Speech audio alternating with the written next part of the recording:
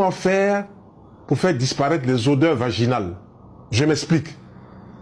Une femme, par exemple, fait sa toilette le matin ou le soir, et puis, quelques 4 ou 5 heures après, elle ressent encore qu'il y a des odeurs qui sortent de la partie vaginale, ce qu'on appelle des odeurs malodorantes. Et ces femmes ne vont pas passer toute la journée à se laver. Dans notre approche de ces désagréments, il faut plutôt proposer une alimentation, je dirais, qui est propre. Une alimentation propre, ce sont des fruits.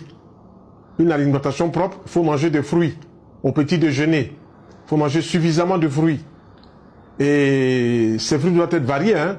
Les oranges, surtout juteux, les oranges, les pommes, les papayes, les mangues, les raisins, les pastèques, les melons, les ananas, les corosols, où il y a beaucoup de jus, donc il y a beaucoup de vitamines et de sels minéraux pour entrer dans les couloirs métaboliques et pour nettoyer le corps. À midi, il faut proposer 2 sortes de légumes. Des légumes crus en jus ou bien des légumes crus hachés avec des assaisonnements comme de l'huile d'olive, de l'huile de tournesol, de l'huile de colza, ne serait-ce qu'une grosse cuillère de chaque, avant même de commencer à manger un aliment cuit. Et si ces femmes boivent un verre de jus de légumes composé quoi? De 3 carottes, 2 concombres, 2 tomates, 2 betteraves rouges, 1 céleri branche et un bouquet de persil, qu'elles vont extraire en jus, elles auront par exemple un verre à midi, avant le repas cuit, un verre, on peut dire vers 16h, puis un verre vers 19h avant le repas cuit. Cela va amener quoi? Cela va amener des vitamines, des nutriments pour nettoyer, pour équilibrer, pour apporter à la personne qui mange cela des bienfaits, hélas, qui échappent à beaucoup de femmes. Donc il faut que ces femmes-là se mettent dans la tête que si elles veulent avoir des odeurs, surtout vaginales, de bonne qualité, il faut qu'en amont, c'est-à-dire c'est qu'elles commencent à manger, ne soient pas trop putréfiées, ne soient pas trop pourries. Vous avez des gens, hommes comme femmes, qui mangent des aliments qui sont au départ pourris.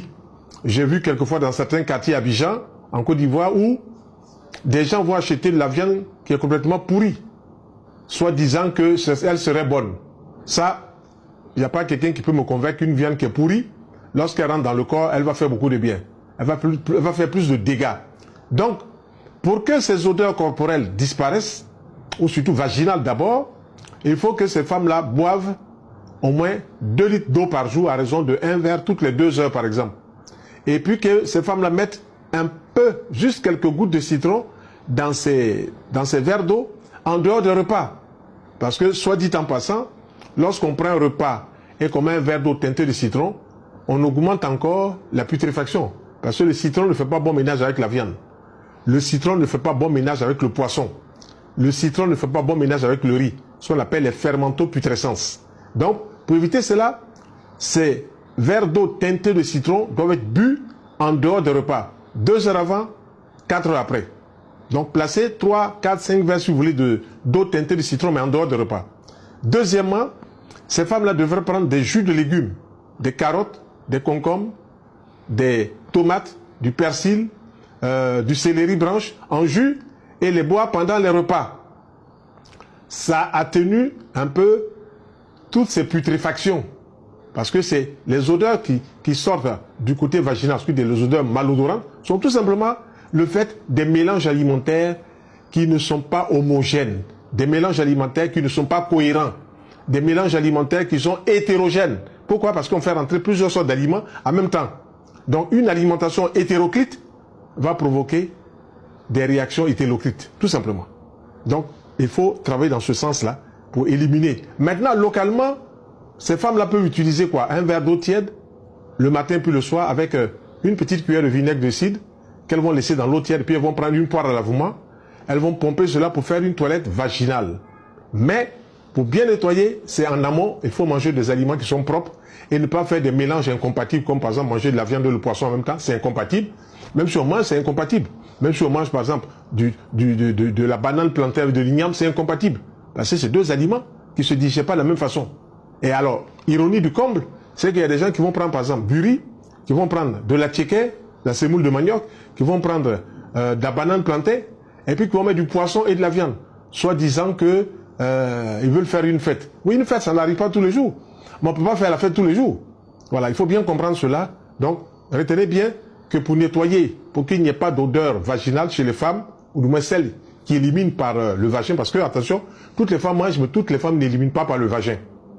Toutes les femmes, elles ne sont pas toutes vaginales. Il y en a qui éliminent par le vagin, il y en a qui éliminent par la partie anale, il y en a qui éliminent par la peau. En effet, lorsqu'on prend l'homme et la femme, vous rencontrez des gens qui ont des odeurs fortes au niveau de la peau, des odeurs corporelles, c'est lié aussi au fait que la peau est un organe éliminateur. La peau élimine, donc un organe émonctoriel ou éliminateur. Et si cette peau est un organe éliminateur, il faut aider cette peau à faire son travail plutôt que de mettre beaucoup de parfum pour étouffer ces odeurs. Il faut réformer l'hygiène alimentaire pour les odeurs corporelles. Il faut se laver bien entendu, mais éliminer tout ce qui peut provoquer. Par exemple, la personne prend du lait et du café. Ça provoque des malodeurs vaginales chez certaines femmes et ça provoque aussi des malodeurs corporelles chez d'autres personnes. Donc il faut éviter des mélanges café au lait de vache. Il faut les séparer.